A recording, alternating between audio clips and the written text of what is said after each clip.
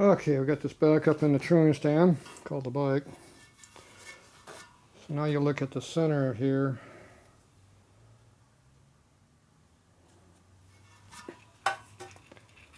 See what it's really doing this way. Remember the whole bike's moving like this too, so we need to mount the bike sole on the ground so it quits moving. So that means we're going to take this, stick it up under here, and this will stop the movement from side to side.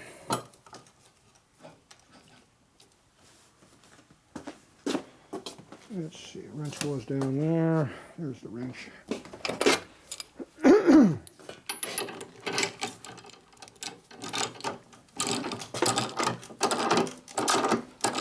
Alright.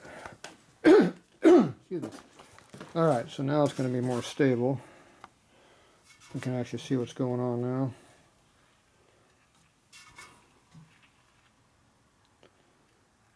Alright, much better. Now I can actually probably get this thing right across here and use this here as my sight line by putting the rim over this. First I get this damn tape out of here. You can see how this thing's up underneath the bead, which is not good. Looks like the tube is still good. Ain't bled down none, so that's a good sign.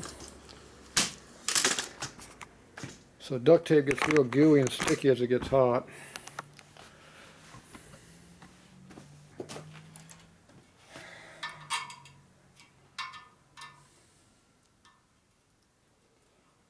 It's not hot right now. It's better to use black electrical tape, not duct tape for these applications. But even that's not a good way of doing it.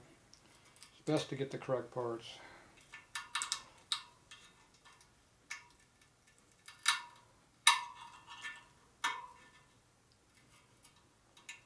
This is going to be a messy situation here. It's almost easier to just go buy a new wheel at this point. Amount of time and effort. Clean all this crap out of here. Buy a new wheel.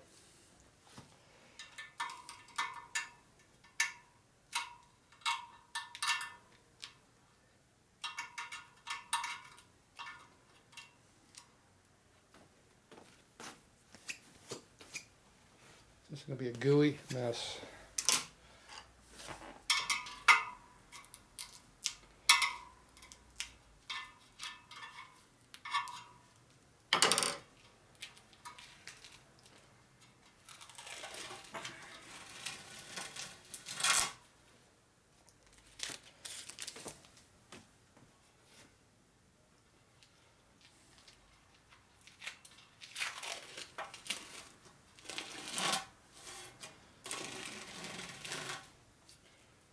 Use mechanical leverage to your advantage.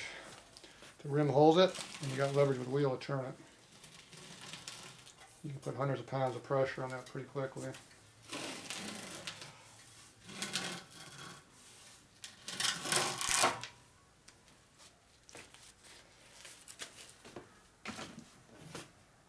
Yeah.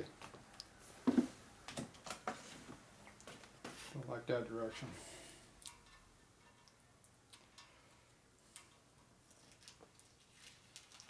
Yeah, there's 2 layers of tape on this thing.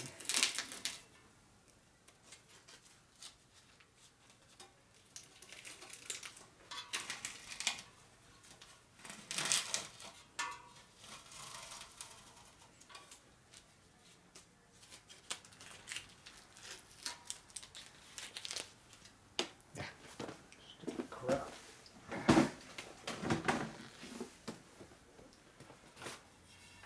All right.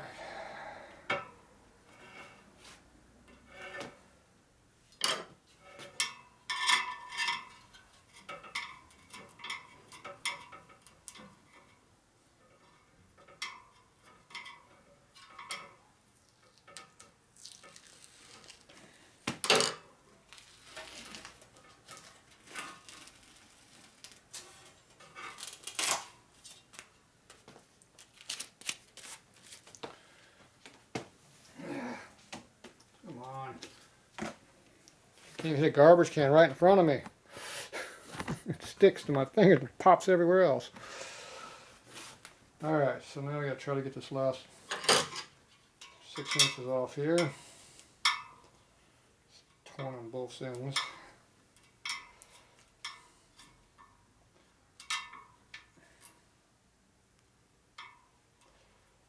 And this explains why the tire bead was so sticky. It didn't want to come off the bead.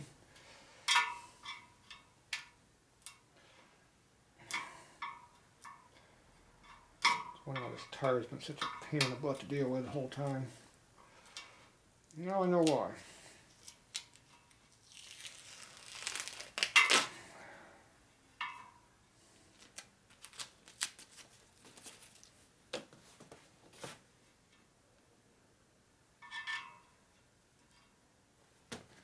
Strings.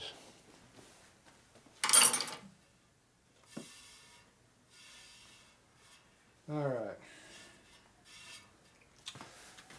Okay, get all that crap out of there. Nice and nasty looking. All this sticky crap everywhere. Just needs to get washed off to get the tire to go on easier. But you don't want to really, the tube's bad to have anything on a tube, so you don't really want to wash it. Solvent or anything. Brake cleaning, that stuff, put a hole right through the tube. It'll rot the tube out real quick and it'll fail on you, so. Excuse me. So it's better just to leave the crap on there and deal with it. It's going to be sticky, but except having a tube fail down the road is not going to be a good option either. Alright.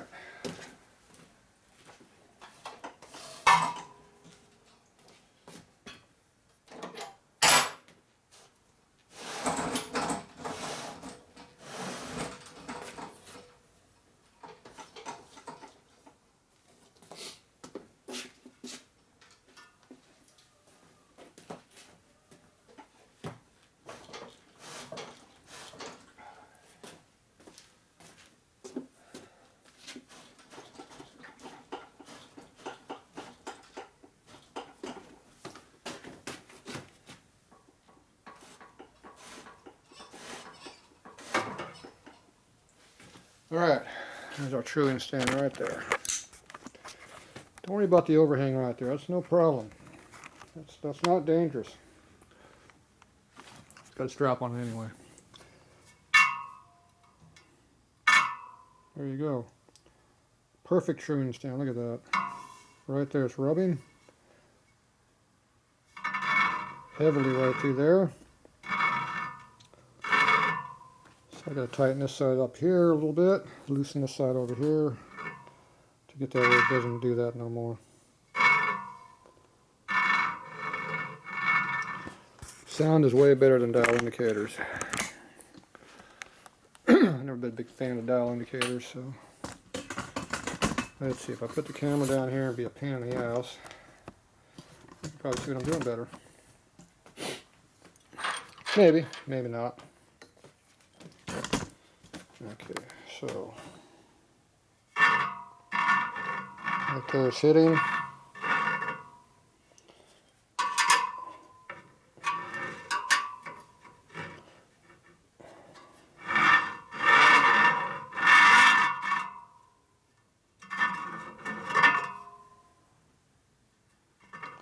So it's not rubbing right there, you tighten up this side.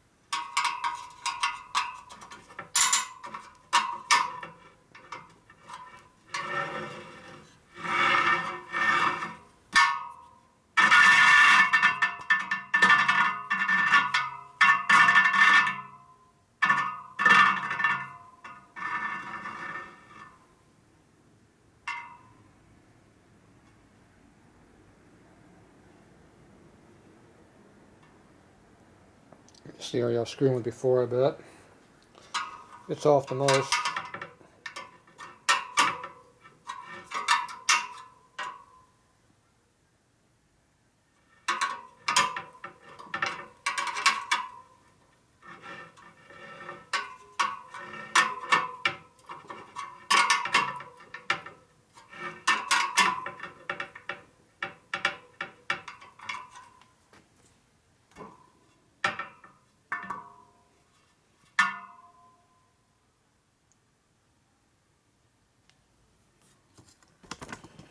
So you're looking at the gap right here is where you're looking.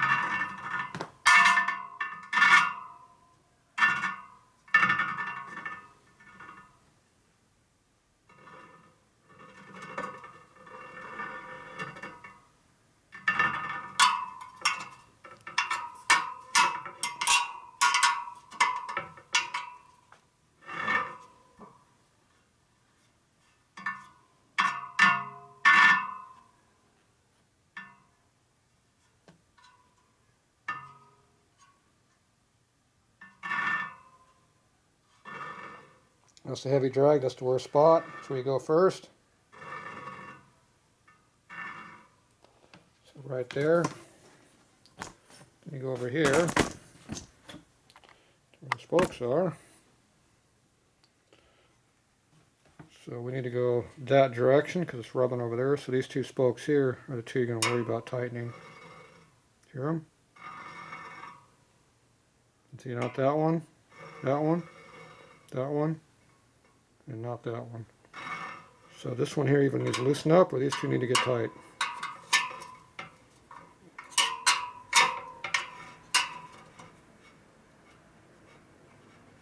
Those do not want to really move. That one did.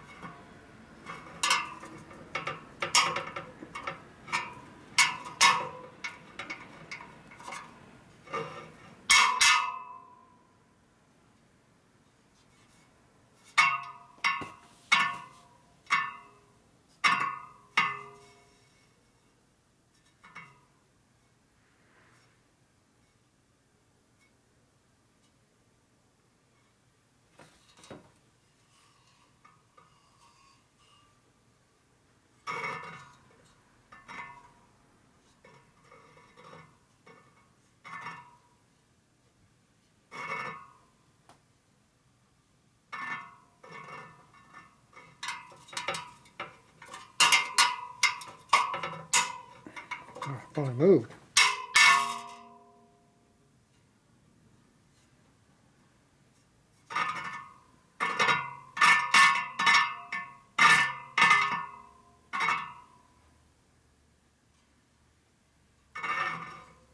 Heavy right there. That's the worst spot.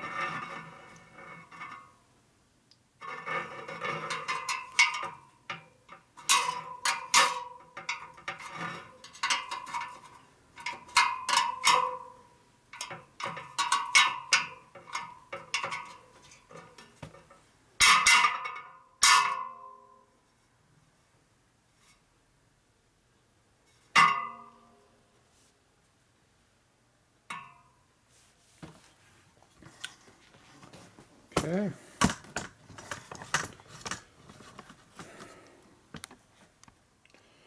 Now we're looking at this gap right over here. Mainly you're listening.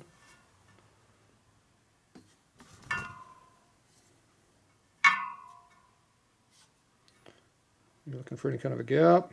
If it all of a sudden goes like that, obviously it's not going that way, you'd be hearing it. So if you give it a little bit of a tap with that, I'll move the bike over. It starts catching the edge, you can hear it.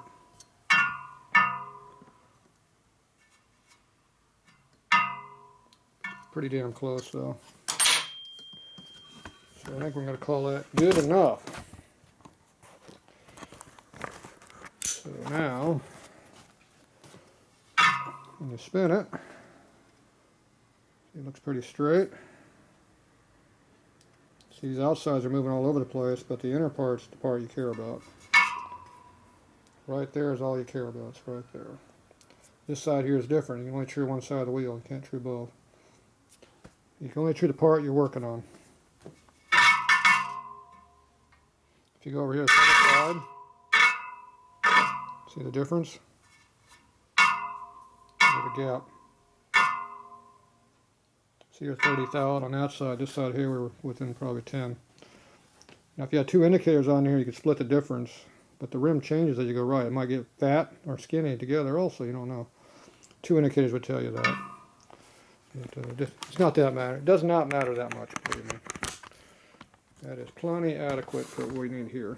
The spokes are definitely tight and rusty and everything else too. So they're not loose, that's for damn sure. Okay, so now this is ready to put back together. You get the new tires going on it.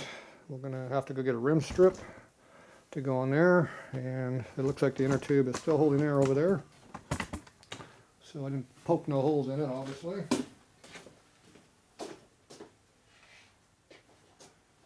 This is our new tire. It's a copy of a Dunlop. It's V rubber or something, is the name of it. So it looks like an old Dunlop. So old style tread. That's what we're after. Okay, I'll be back. I get some parts.